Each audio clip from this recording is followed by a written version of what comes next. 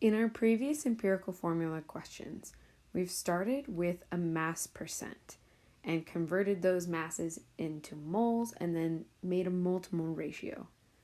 But have you ever wondered where the mass percents come from? How do we know the percentage of carbon or the percentage of hydrogen in a mystery hydrocarbon? One simple experiment that people perform to find these numbers is called a combustion analysis. If we start with a mystery sample that contains only carbon and hydrogen, and we burn that sample with an infinite supply of oxygen gas, we will produce only water and carbon dioxide. In this experiment, we can figure out exactly how much water and how much carbon dioxide by trapping these gases in separate containers with hygroscopic compounds. For example, we can absorb water in a compound like magnesium perchlorate,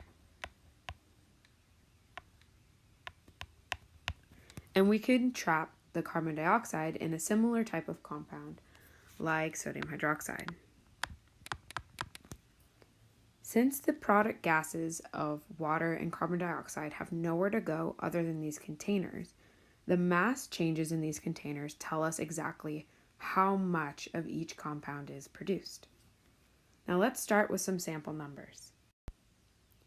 Let's say our mystery hydrocarbon has a starting mass of 26.78 grams, and that our water-absorbing container changes mass by 43.77 grams, and that our carbon dioxide absorbing container changes mass by 80.19 grams. Our products can tell us information about the carbon and the hydrogen in our original compound because those are the only places, or rather the only products in which those elements exist. It's important that we do not try to study our oxygen from the product numbers because the oxygen ends up in two different products. So we're going to focus on analyzing the carbon and the hydrogen from our products. The first real goal in this problem is to find the amount of moles of carbon in our sample. So we'll start with our 80.19 grams of carbon dioxide. To find our moles of carbon, I need to convert these grams of carbon dioxide into moles of carbon dioxide. That way, I can figure out just the carbon.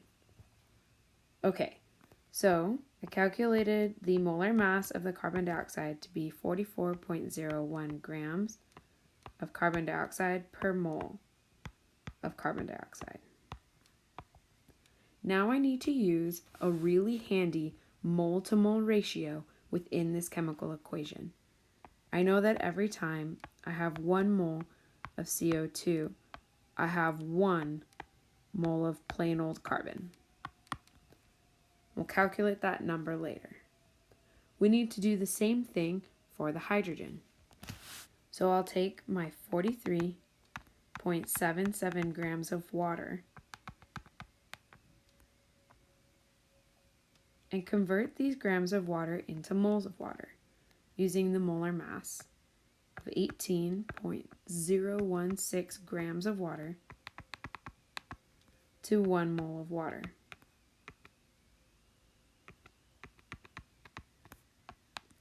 Now what's different about finding the moles of hydrogen from the water is that there's a 2-to-1 ratio in between the moles of water and the moles of hydrogen. It's really important to include these ratios in our calculations, otherwise we're going to end up with completely wrong answers.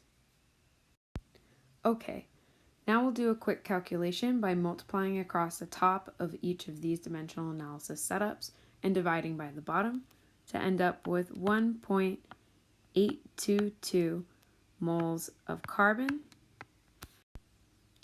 and 4.859 moles of hydrogen.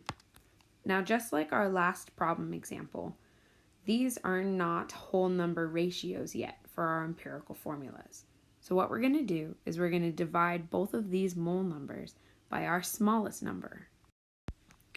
This ensures that we have at least one number where we're going to have a whole number.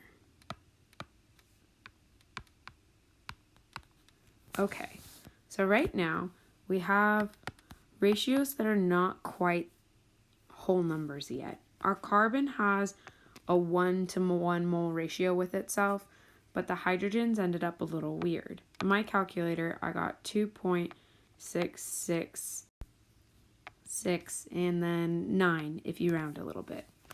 We may notice that this portion is not a whole number. In fact, it looks a lot like a fraction that we're really familiar with.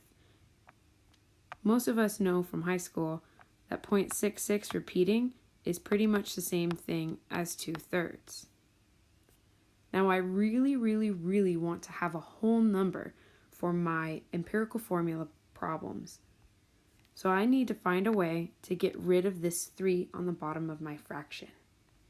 So I'm going to multiply both of my mole amounts by 3 to end up with a 3 for the carbon and an 8 for the hydrogen. This is my simplest whole number ratio, which means that this is my empirical formula.